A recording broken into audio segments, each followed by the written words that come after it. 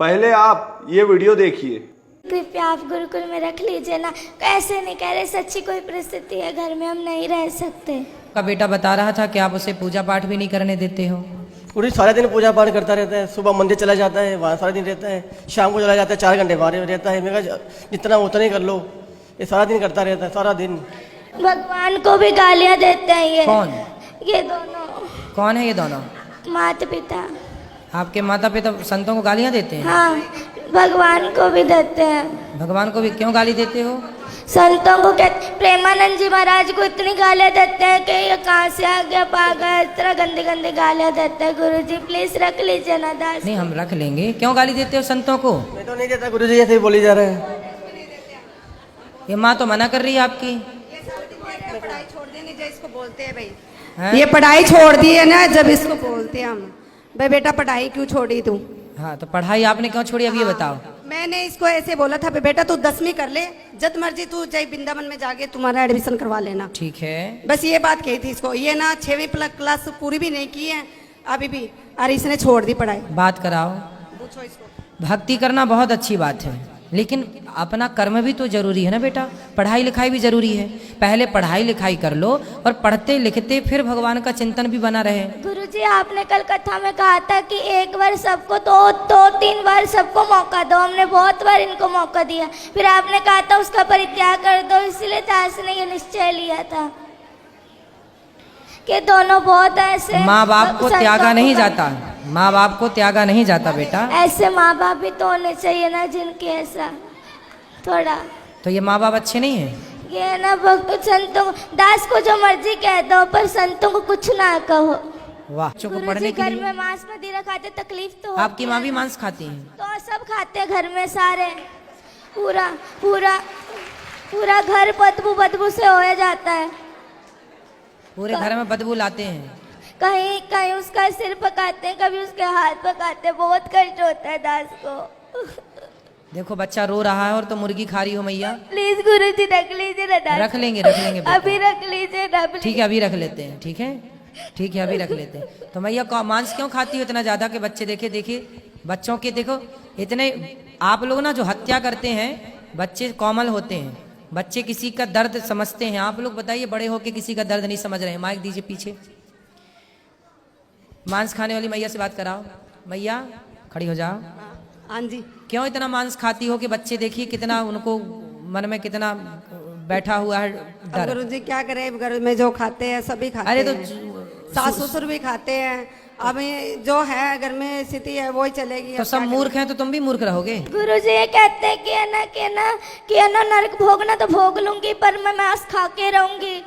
पर ये है कि है ना, ये कहते हैं कि है ना तू जो मर्जी कर लेंगे, जो मर्जी मुझे कहते मैं खाऊंगी, तू क्या कर लेगा, तेरा जिस मर्जी के पास ले जा, पर मैं तुझे कहीं मैं छोड़ूंगी नहीं कभी।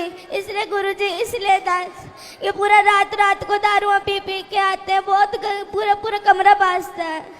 3 कमरे हैं ना घर में, 2 ही कमरे। इस कमरे में दादाजी पीते हैं, इस कमरे में ये, तो बहुत गंदा लगता है। एक कमरे में दादाजी पीते हैं, एक कमरे में पिताजी पीते हैं।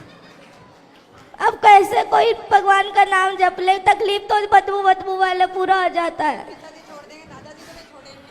अब दादाजी तो कुछ देर बाद टपक ही जाएंगे। तो आप लोग तो अभी हो, तो आप लोग क्यों पी रहे हो शराब? बच्चे को जब पसंद नहीं है तो बच्चे की खुशी के लिए। दास भक्त नामा वाले सुनता है तो भक्तों को गालियां देते हैं। ये क्या लगा लिया है, ये बहुत गंदी गालियां देते। दास से बर्दाश्त नहीं होता। जैसे हम अपना आप लोग यदि ठीक हो जाओ तो दादा दादी की तो छोड़ दो, हम अपना अपमान सह लेंगे, पर हमारे बच्चे देखिए माँ बाप बच्चों की खुशी के लिए क्या नहीं करते।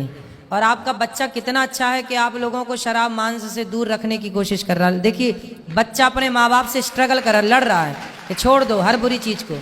और आप लोग आपके घर में कोई संत का जन्म हुआ, वो संत भाव में है, और आप लोग समझ नहीं रहे। पता नहीं कौन से राक्षस हैं आप लोग। गुरुजी वो जो इन्होंने, मैंने सुना हमेशा कहते पिताजी छोड़ दो ये पाप है, तो कहते तू मुझे आदेश देने वाला कौन है, तो मैं तुझे आदेश दूंगा, तू थोड़ी दे सकता है मुझे आदेश।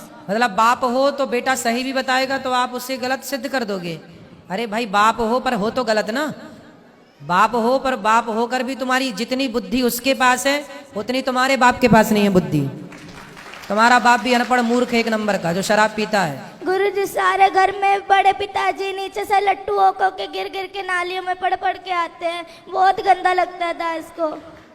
सही है। रातों रात लड़ाई। तुम्हारे वंश में कोई बहुत बड़ा पुण्य था किसी का कि ऐसा भक्त का जन्म हो गया, वरना तुम सबको यही बचाएगा नर्क जाने से, वरना तुम सीधे नर्क की टिकट। गुरुजी घर में बहुत गंदी गंदी गालियां निकालते हैं ये सारे, लड़ाई अपने भाइयों से लड़ाई करी हुई है, सबसे लड़ाई करते हैं ये, और बहुत गंदी गंदी गालियां निकालते हैं ये।